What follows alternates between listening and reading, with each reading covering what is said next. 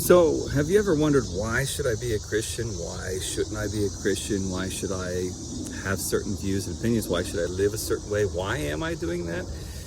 That's what we've been exploring. As we started last week on exploring that, because we want to know that we're headed in the right direction.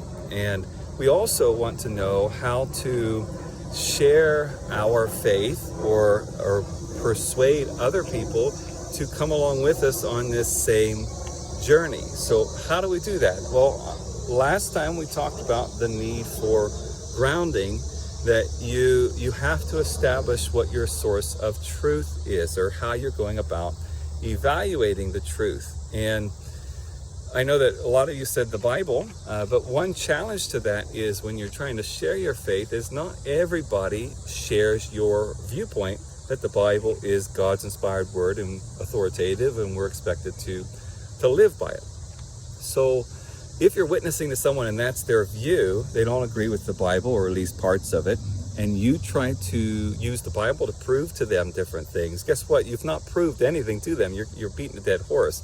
And so the reason why you're not progressing is you're choosing to wrestle with them without using the tools without using points of agreement. And so that's what we need to do, is figure out what are our points of agreement, and let's move up from there. It's the same truth.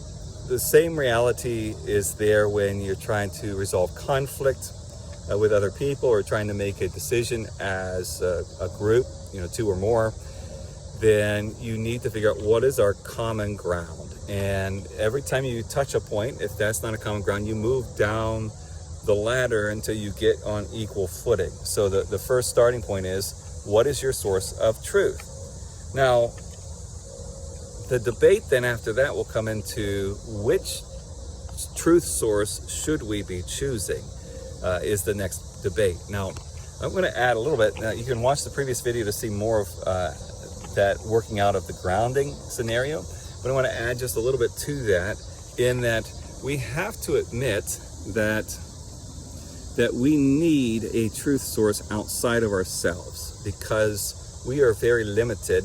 Even in our information age, we're limited on how much information we're able to collect in our head. And the less information you have, the less ability you have to be absolutely correct on something. And so we're just limited in that way. Not only are we limited in the amount of information, but we're limited on how much we can compute, organize, and put in an efficient way the information that we do have. It's not that we can't improve, but we are still always functioning at a very limited capacity. We also have demonstrated for ourselves, if we're honest with ourselves, that we have made mistakes and been wrong in the past, perceived things incorrectly in the past. And so we're a very unreliable source of truth as individuals. So we know, if we're honest with ourselves, we need something outside of us. Now, what the thing is the debate. So if you have someone that, actually a good example of this is, as far as your limitation on accumulating expert information, we tend to see experts because of different things. We see medical experts, and sometimes that even moves into the various categories of specialists. We might see a mechanic, we might see an electrician or a plumber, because those people have maybe, someone who does computer work, can fix computers. We see experts because we have a limited capacity to be an expert on everything. And so we have to rely on something outside of us. Now, when you're discussing with someone, or when you're trying to establish how to live out your life, you want to ask yourself, do you believe that you need a truth source outside of yourself? And if not, think through the arguments that I presented.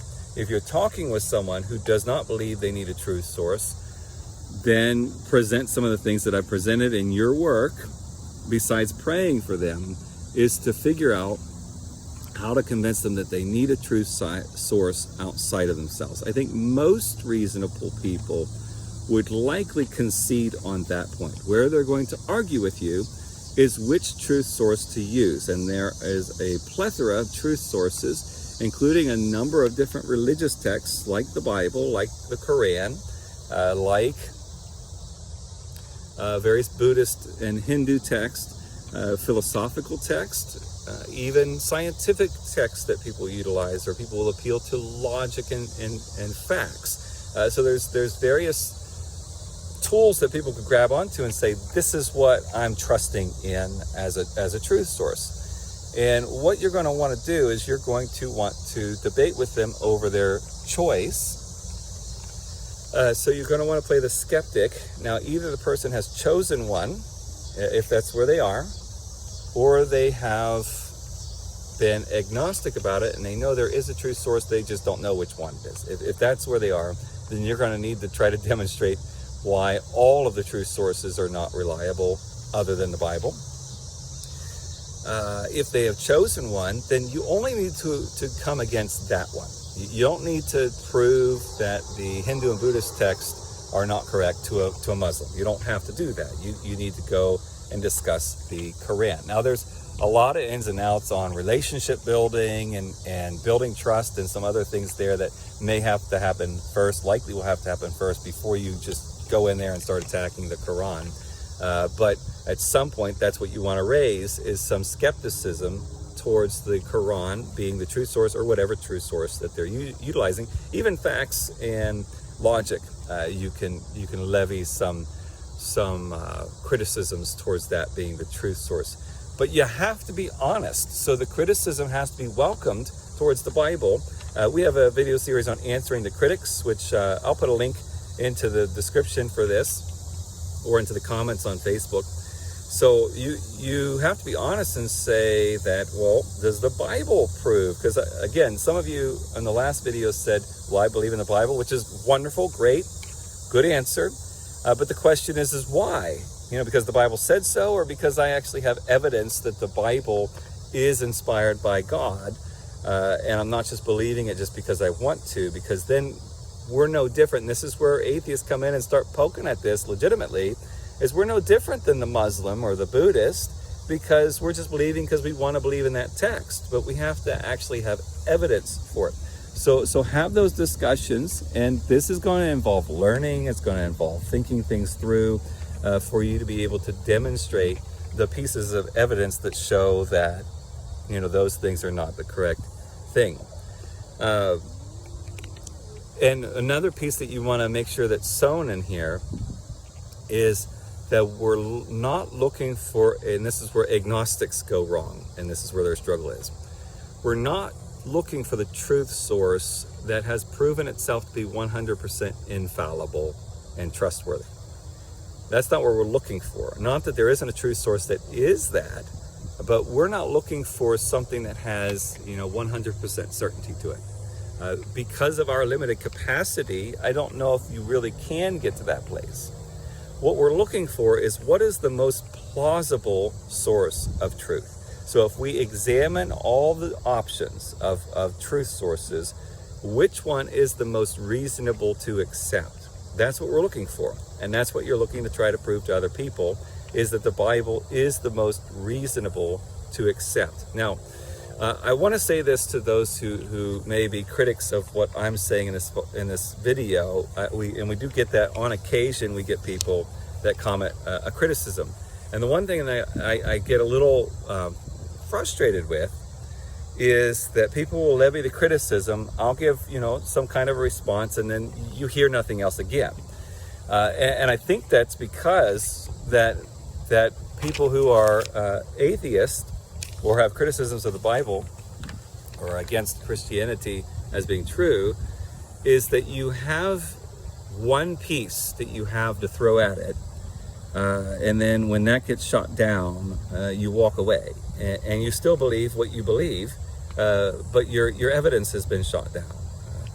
And I plead with you, if you are dedicated to truth and reason, or logic being your truth source, then I challenge you, make sure you're examining your own views and allow them to be criticized, and be open-minded to that maybe your conclusions aren't correct, and maybe you might see something you're not seeing, or at least just admit that it's not 100% certain what I'm saying or this other person is saying. So we're looking at what is most plausible, and I believe the Bible is the most plausible. I have not given evidence in this series of that, but that will come down the road. So if you're witnessing to somebody that's what you're looking for. You're not trying to demonstrate things through the Bible unless they agree that the Bible is God's truth source. You're looking to show that the Bible is, or you're looking to show that there is a truth source. So if you need help in that, or if you have any feedback on this or any questions about what I said, please leave that in the comments. I'll be glad to respond at any time. If you're a critic of this, again, leave any of your criticisms in the comment as well. Just plead with you to be receptive, though, of anything that I might say back. And then if you think someone else will find this useful, valuable, then use it as a tool and share it with somebody else.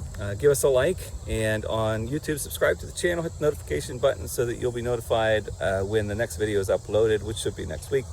On Facebook, follow our page and like our page. And the more interaction you give us, the more visible this content will become. The more questions you ask and comments you give, the more lively our discussion could be also. So I hope that you will enjoy the journey of growing in your mind and being logical and reasonable and perhaps even biblical, but figuring out how to ground your life on a better truth source. God bless you.